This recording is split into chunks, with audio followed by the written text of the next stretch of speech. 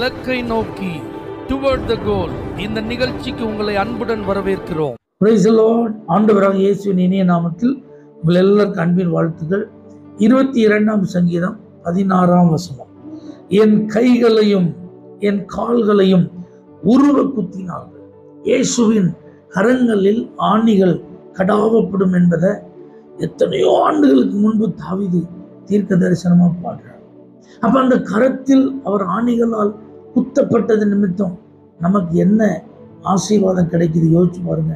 இயேசு உயிரோடு இருந்த நாட்கள்ல ஒரு குஷ்டரோகி வந்து எனக்கு எப்படியாவது சுகம் தாங்க, உமக்கு சித்தமானால் என்னை சுத்தமாக்க உம்மால் ஆகும்னு சொன்னப்ப இயேசு இந்த கையை நீட்டி அவனை தொட்டு எனக்கு சித்தம் உண்டு சுத்தமாகிறார். அப்ப இந்த ஆணிகளால் கடாவப்பட்ட இந்த கையினால நமக்கு என்ன கிடைக்குது? ஒரு தெய்வீக சுகம்.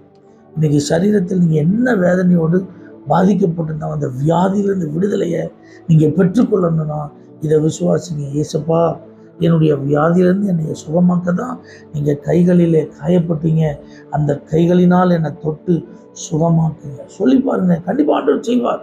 சிறு பிள்ளைகளை தொட்டு ஆண்டவர் ஆசீர்வதிச்சார். அப்ப இந்த கரம் யாரை தொடுதோ அவர்களுக்கு அது ஆசீர்வாதம்.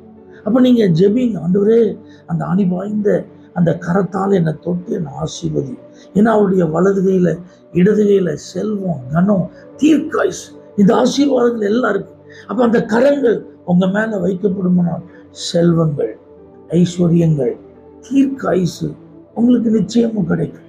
எஸ்ரா, நெகேமியா இவர்கள் மேல் தேவனுடைய தயவுள்ள கரம். அப்ப இந்த கரம் உங்க மேல இருந்ததுன்னா கண்டிப்பா நீங்க காண்கிற எல்லார் கண்களிலும் தயவு கிடைக்கும்.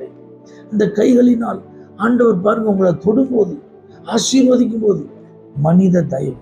யாவே ஜெபிக்கும் போது ஜெபிக்கிறார், உமது கரம் என்னோடு இருந்து தீங்கு என்னை துக்கப்படுத்தாதபடிக்கு அதற்கு என்னை விலக்கி காத்தரும். அப்ப தீங்கு நாளில் அவர் தான் நம்மளை பாதுகாக்கிறார். அதனால நமக்கு மேல துக்கம் ஏற்படாதபடிக்கு அவர் நம்மை மறைத்து வைக்கிறார். ஸோ இந்த கரத்தினால் உண்டாகும் நன்மைகள் ஏராளங்க. இந்த கரம் நிச்சயமாக நமக்காக தான் காயப்பட்டது. அதை விசுவாசிப்போம். இயேசுவின் கரத்திலிருந்து நமக்கு கிடைக்கும் எல்லா ஆசீர்வாதங்களையும் பரிபூர்ணமாய் பெற்று அனுபவிப்போம். கர்த்தர் நம்மை ஆசீர்வதிப்பார். பரிசுத்த பிதாவே, இந்த ஆசீர்வாதங்களை ஒவ்வொருவரும் அனுபவிக்க கிருபைத்தார். இயேசுவின் நாமத்தில் பிதாவே, ஆமென். For prayer contact Pastor J. Kumar, El Shaddai Ministries, 9500252586, Surandai.